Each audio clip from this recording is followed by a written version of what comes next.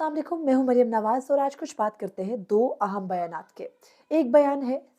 Commissioner Rawalpindi Liaquat चट्टा का, जो कि पिछले हफ्ते पूरा कच्चा चट्टा खोल के चले गए थे। और दूसरा बयान है एक लाहौर हाई कोर्ट के उस मुस्ताफी जज का, जिसने खामोशी तोड़ी है और आज लाहौर बार में आके गुफ्तगू की है। इन दोनों बयानात में ज्यादा अहम बयान लियाकत चट्टा का है, क्योंकि लियाकत चट्टा ने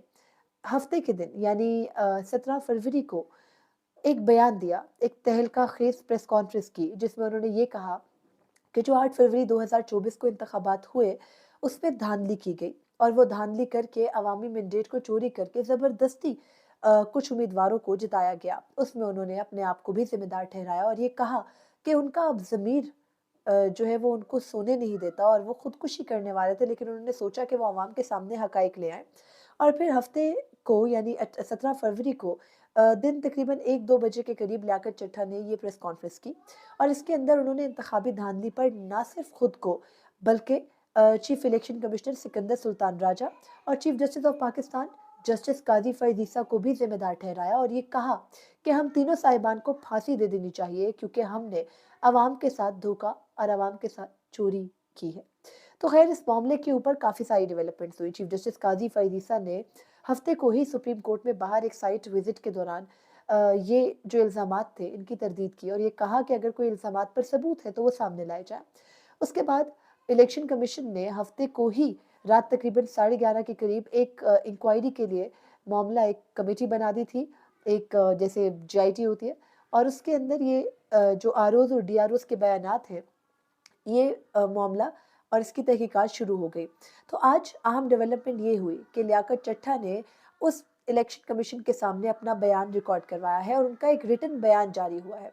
रिटन बयान जारी जिस अंदाज में हुआ उस पर तो सवालात कुछ अलग हैं, लेकिन उससे पहले ये कि लियाकत चट्टा के रिटन बयान में है क्या। वो अपने हफ्ते के दिन किए गए सारे दावों से मुकर कर माफ़ी मांग रहे हैं और ये कह रहे हैं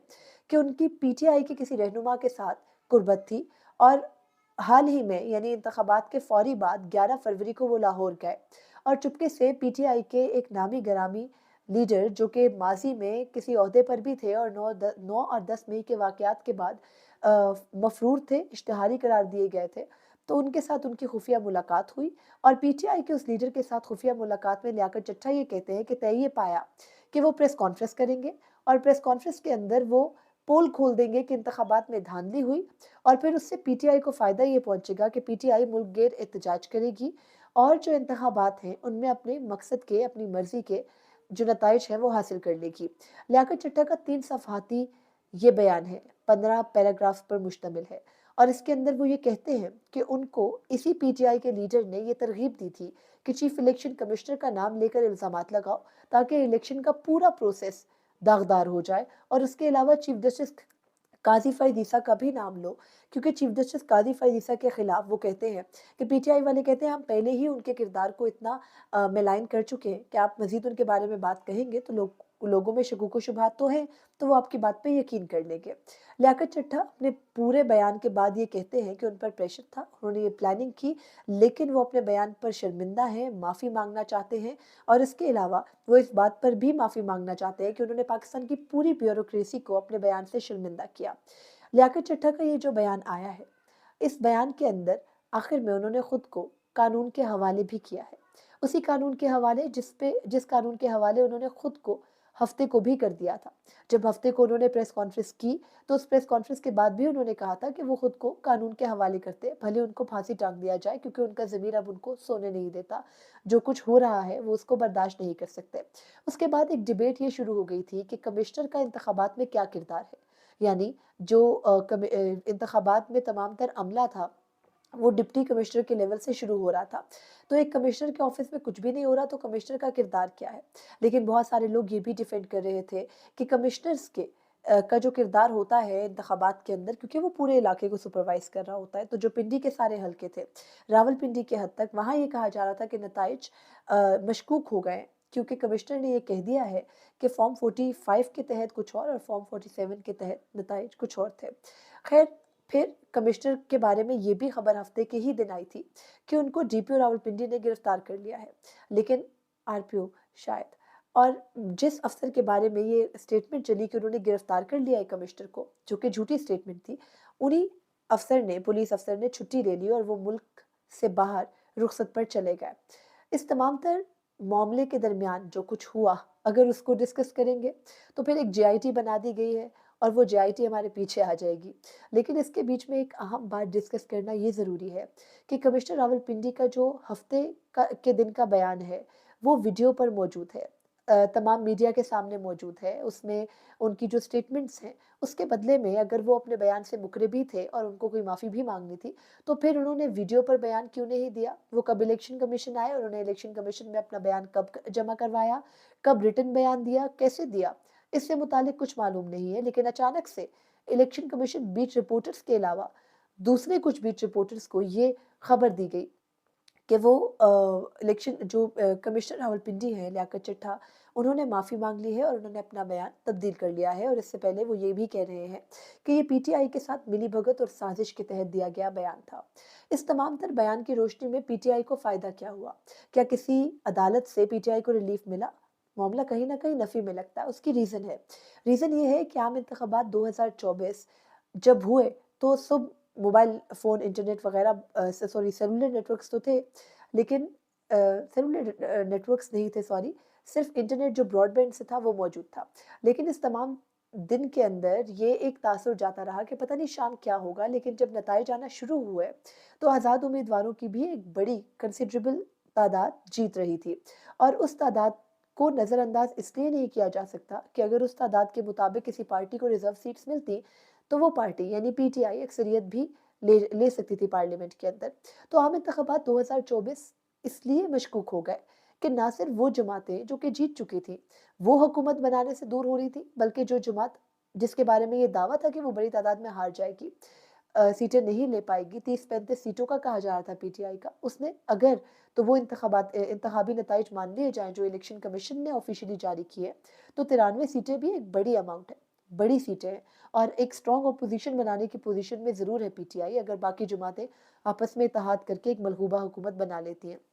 तो अब इस तमाम तर सिनेरियो के अंदर इलेक्शंस को डुबियस उस पूरे प्रोसेस ने बनाया कि नवाज शरीफ को ज़बरदस्ती तकरीर कराई गई। उसके बाद वो वज़ीर आज़म के उम्मीदवार भी नहीं सामने आए, जबकि ये कहा जा रहा था कि चौथी बार भी मुल्क के वज़ीर आज़म नवाज शरीफ ही बनेंगे। लेकिन फिर शहबाज शरीफ के वज़ीर आज़म बनने का कुर्रा निकला, आसिफ जरदारी के सदर बनने का कुर्रा निकला, और इसके अलावा ये तय किया गया कि जो सूबाई हुकूमतें हैं वो भी बांट बांट के ली जाएंगी। लेकिन अभी तक केपी में, क्योंकि वहाँ पीटीआई की बड़ी लीड है लेकिन वो आज़ाद है, तो वहाँ के मामले पर खामोशी है। लेकिन दीगर तीनों सूबों के अंदर पीटीआई और पीएमएलएन के दरमियान तमाम तर मामला तय पा चुके हैं। इन सिनेरियो के अंदर यानी इंतखाबात गुजरने के 2 हफ्ते के बाद परसों रात अचानक से 11:30 बजे आसिफ अली जरदारी, शहबाज शरीफ और बिलावल भुट्टो ने बैठ के प्रेस कॉन्फ्रेंस की और उसमें अपनी हुकूमत साजी से मुतालिक प्लान बताया। तो ये जो तमाम तर मामलात की टाइम लाइन है, जिसके अंदर हर एक अमल को इस अंदाज में किया गया कि आम बंदे या आम शख्स के लिए ये समझना बिल्कुल ही उनकी समझ से बालातर है कि ये क्यों इतना और तरीके से सब कुछ हो रहा है। तो वहाँ ये लियाकत चड्ढा के बयानात अहमियत भी इख्तियार करते हैं और उनका मुकरना इस तरीके से कि जब सिर्फ रिटन एक मुबैना बयान जारी किया गया है जिसमें उनके सिर्फ सिग्नेचर्स मौजूद हैं, और बाकी पूरे बयान में ये लग रहा है कि वो जो सहाफ़ी पिछले एक हफ्ते से कह रहे थे कि ये पीटीआई की साजिश है, लियाकत चड्ढा की प्रेस कॉन्फ्रेंस का ड्रॉप सीन होगा, एग्जैक्टली उसी तरीके से ड्रॉप सीन हो गया। लेकिन यहाँ कोई ये सवाल नहीं करेगा कि सबको पहले से कैसे मालूम था कि यही होगा। खैर, लीव इट। इसके अलावा एक और वाक़या भी हुआ। वाक़या ये कि लाहौर हाई कोर्ट के जज जस्टिस शाहिद जमील ने पिछले इंतखाबात से कुछ दिन पहले अपने ओहदे से इस्तीफ़ा दे दिया था, यानी इंतखाबात से 1 हफ़्ता पहले। और अपने इस्तीफ़े के अंदर उन्होंने नज़म भी लिखी थी और ये ऐलान करके गए थे कि वो निज़ाम से गिला करके, निज़ाम की आँखों में आँखें डाल के ये इस्तीफ़ा दे के जा रहे हैं। क्योंकि जैसे शाहिद जमील के बारे में बहुत से सवालात और जवाबात थे। ये भी दावा है कि वो साबिक चीफ जस्टिस उमर अता बंदयाल के हामी ग्रुप के करीब थे। जस्टिस एजाजुल एहसन और जस्टिस मज़ाहिर नकवी के इस्तीफ़े के बाद उन्होंने इस्तीफ़ा दिया। लेकिन आज जस्टिस शाहिद जमील ने लाहौर बार से गुफ्तगू की और उस गुफ्तगू में उन्होंने ये कहा कि उनका उसका इस्टेब्लिशमेंट का उनके ऊपर कोई दबाव नहीं था। जैसे कि आपको कहा कि इस्टेब्लिशमेंट का उनके ऊपर कोई दबाव नहीं था, लेकिन